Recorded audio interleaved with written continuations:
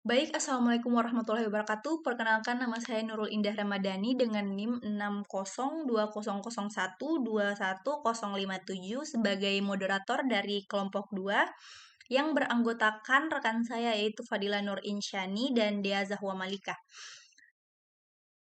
Di sini kami mengangkat judul investigasi pola pembelian konsumen menggunakan Cummins Clustering. Yang pertama ada pendahuluan. Dalam lingkungan bisnis saat ini, semua pihak diharapkan untuk mengembangkan usaha mereka guna tetap bersaing di pasar yang ketat. Upaya tersebut melibatkan peningkatan kualitas produk yang diverifikasi dengan menambahkan produk baru dan mengurangi biaya operasional. Nah, di sini kami mengambil usaha dari Toko Lydia merupakan sebuah toko yang bergerak dalam bidang penjualan sembako. Toko Lydia ini seringkali menghadapi sejumlah permasalahan yang dapat mempengaruhi operasionalnya, terutama dalam aspek penjualan. Seringkali terjadi kekecewaan di kalangan pelanggan karena stok yang tersedia itu terbatas. Dampak dari kekecewaan ini sangat terasa terlihat dari penurunan jumlah pelanggan.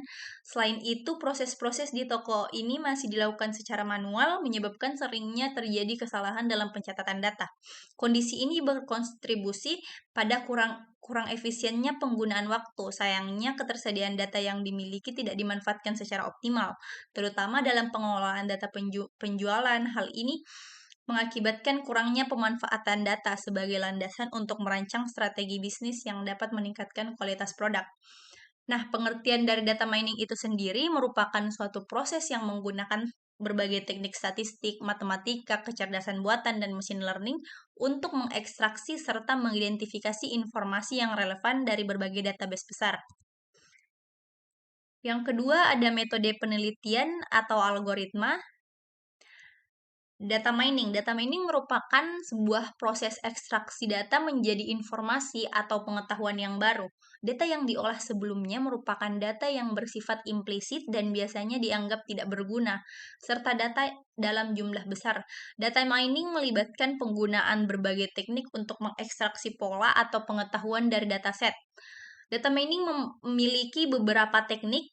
Teknik umum yaitu ada klasifikasi, clustering, regression, dan association rule. Yang kedua ada Cummins clustering. Cummins clustering ini merupakan salah satu teknik pengelompokan data non-hierarki yang bertujuan membagi data yang tersedia menjadi dua kelompok ataupun lebih. Metode ini melakukan pembagian data ke dalam kelompok yang berbeda dengan tujuan utama untuk mengurangi variasi di dalam setiap kelompok. Pada dasarnya, pengelompokan atau clustering adalah suatu pendekatan untuk menemukan dan menggabungkan data yang menunjukkan kemiripan karakteristik antar satu set data dengan yang lainnya. Clustering ini merupakan salah satu teknik dalam data mining yang merupakan dalam kategori tanpa bimbingan atau unsupervised. Yang ketiga ada Davis Building Index atau biasa disebut dengan DBI, adalah validasi yang digunakan untuk mengevaluasi kualitas pengelompokan data dalam algoritma Cummins clustering. DBI ini dihitung sebagai rata-rata ukuran kesamaan antara cluster satu ke jarak cluster lainnya. Nah, nilai DBI yang lebih rendah menunjukkan bahwa pengelompokan data lebih baik dengan klaster yang lebih padat dan terpisah dengan baik. DBI relatif mudah dihitung dan memberikan ukuran global kualitas solusi pengelompokan. Nah, untuk selanjutnya perancangan sistem akan dijelaskan oleh rekan saya Dea Zahwa Malika, dipersilahkan. Baik, perkenalkan nama saya Dea Zahwa Malika. Di sini saya akan membahas tentang perencangan sistem, di mana data itu mencakup informasi tentang penjualan barang di Tokopedia. Setiap row dalam data mencerminkan transaksi penjualan barang oleh suatu pembeli. Data ini mencakup informasi tentang jenis barang dan jumlah yang dibeli oleh setiap pembeli. Jumlah row dalam file ini berjumlah 20 baris dengan total kolom yakni 11 kolom. Kemudian metodologi penelitian. Adapun pengertian dari Kimens adalah salah satu teknik pengelompokan data non-hierarki yang bertujuan membagi data yang tersedia menjadi dua kelompok atau lebih.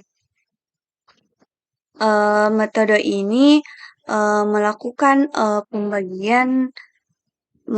pembagian data ke dalam kelompok yang berbeda dengan tujuan utama untuk mengurangi variasi di dalam setiap kelompok. Adapun langkah-langkah melakukan clustering dengan metode Kimens adalah sebagai berikut. Yang pertama itu menentukan banyaknya cluster K untuk jumlah cluster dari dataset yang ada. Yang kedua yaitu menentukan K sebagai centroid, biasanya dilakukan secara acak atau random. Yang ketiga yaitu hitung jarak data dengan centroid menggunakan rumus Euclid, yaitu D dalam kurung I, J balas kurung sama dengan akar dari dalam kurung X1 I kurang X2J balas kurung kuadrat tambah dalam kurung X2I kurang X2J balas kurung pangkat 2 tambah titik-titik tambah dalam kurung XKI kurang XKJ balas kurung 2. Di mana yaitu D dalam kurung I, J adalah jarak data ke I ke pusat klaster J. Sedangkan XKI adalah data ke I pada atribut data ke K. XKJ adalah titik pusat ke J pada atribut ke K. Yang keempat itu kelompokkan data berdasarkan kedekatan dengan centroid, kemudian perbarui nilai centroid baru dengan lokasi dari pusat klaster menggunakan persamaan, di mana merupakan centroid baru pada iterasi ke T tambah 1 dan SJ merupakan banyaknya data pada klaster SJ. Lakukan langkah 2 sampai 4 sampai anggota tiap klaster tidak ada yang berubah. Contoh subbagian. Berikut adalah cara kerja algoritma Kimens clustering dengan menggunakan flowchart. Yang pertama yaitu start. Kemudian data processing. Setelah data processing, kita menuju ke tentukan jumlah klaster K. Setelah klaster K yaitu tentukan titik pusat klaster, kemudian hitung jarak data terhadap pusat klaster, kemudian pengelompokan data sesuai minimum jarak ke pusat klaster. Kemudian itu pusat klaster berubah menjadi ya atau tidak, kemudian setelah itu muncullah hasil klaster, kemudian selesai. Adapun cara kerja algoritma, yang pertama yaitu identifikasi masalah, yaitu melakukan permasalahan yang terdapat di toko, yaitu untuk mengetahui produk mana yang baik diminati dan tidak diminati sebagai strategi untuk penyediaan stok di toko Lydia. Kemudian pengumpulan data. Pengumpulan data di sini mengumpulkan data yaitu meminta data stok berdasarkan data stok hijau periode Oktober 2021 sampai dengan Desember 2021 di toko Lydia. Kemudian analisis data. Analisis data di sini yaitu menganalisis masalah yaitu menganalisis data stok di toko di Tokopedia. Kemudian pengolahan data dengan Keymes. Pengolahan data dengan Keymes yaitu dengan mengelola data-data yang diberikan oleh Tokopedia, kemudian data tersebut diolah dengan menggunakan metode Keymes clustering yang dihitung secara manual dengan untuk mengklasifikasikan produk diminati dan tidak diminati. Setelah pengolahan data dengan Keymes, selanjutnya yaitu proses pengujian data dengan rapid miner, yaitu dengan menguji data yang sudah diolah dengan rapid miner. Kemudian yang terakhir yaitu pengambilan keputusan, di mana yaitu penarikan kesimpulan dari hasil perhitungan pengolahan data yang dihitung secara manual dengan rapid miner. Sekian. Selanjutnya untuk hasil penelitian dan pembahasan akan dijelaskan oleh rekan saya Fadila Nur Insyani. Dipersilahkan. Bismillahirrahmanirrahim. Perkenalkan, nama saya Fadila Nur Insyani dengan NIM 6020 0121 037.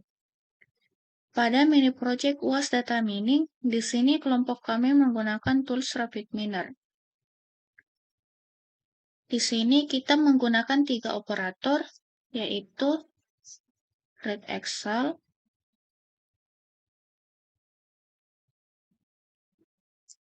operator K-means,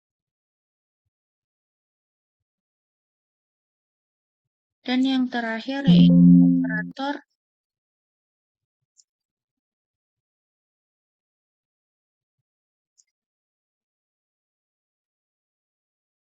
Cluster Distance Performance. Pada operator Read Excel, kita klik 2 kali, lalu masukkan dataset yang digunakan.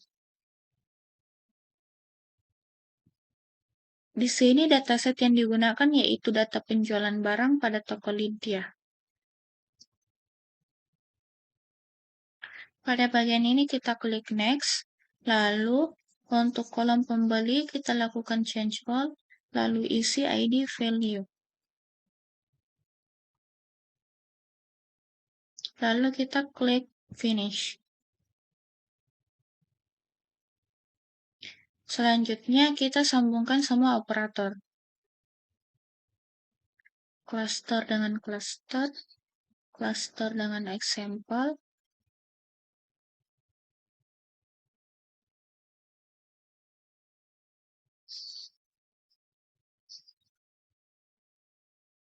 di sini untuk performance-nya kita ubah menjadi Davis Building.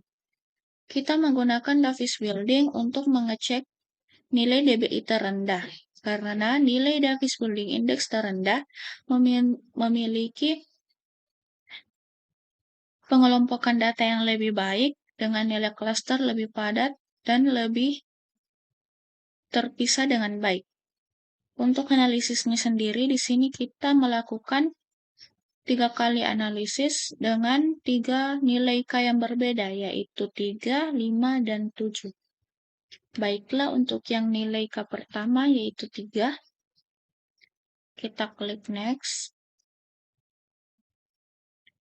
Nah, dapat dilihat untuk nilai K sama dengan 3 memiliki average within centroid distance yaitu minus 1593 dengan nilai Davis Building yaitu minus 1594. Selanjutnya untuk K sama dengan 5,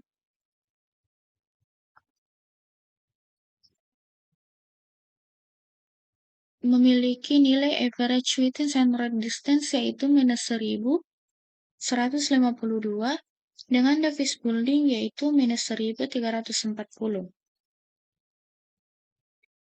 Dan yang terakhir, untuk nilai K sama dengan 7, memiliki nilai average within centroid distance yaitu minus 848 dengan Davis Building minus 1050.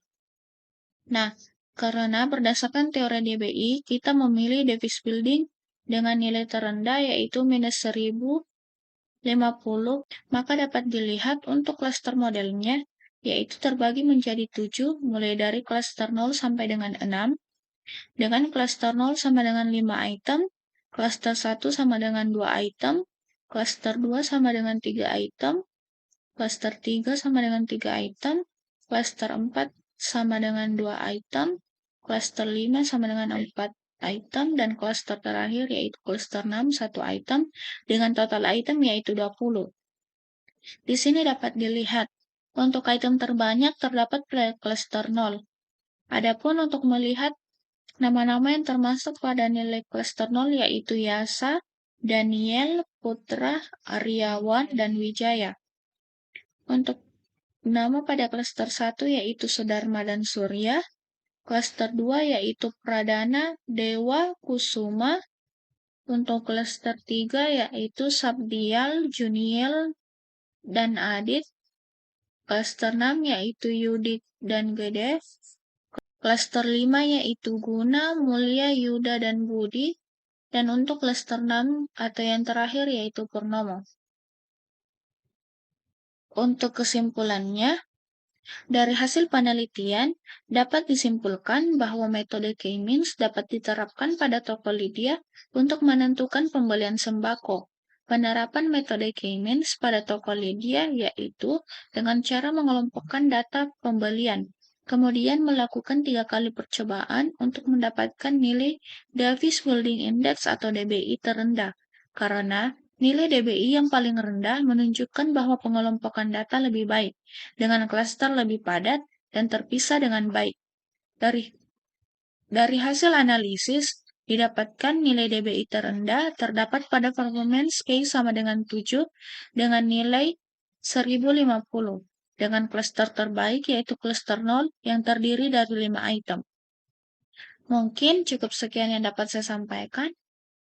Baik, mungkin itu saja yang bisa dipresentasikan dari kelompok kami. Lebih dan kurangnya mohon dimaafkan. Wassalamualaikum warahmatullahi wabarakatuh. Terima kasih.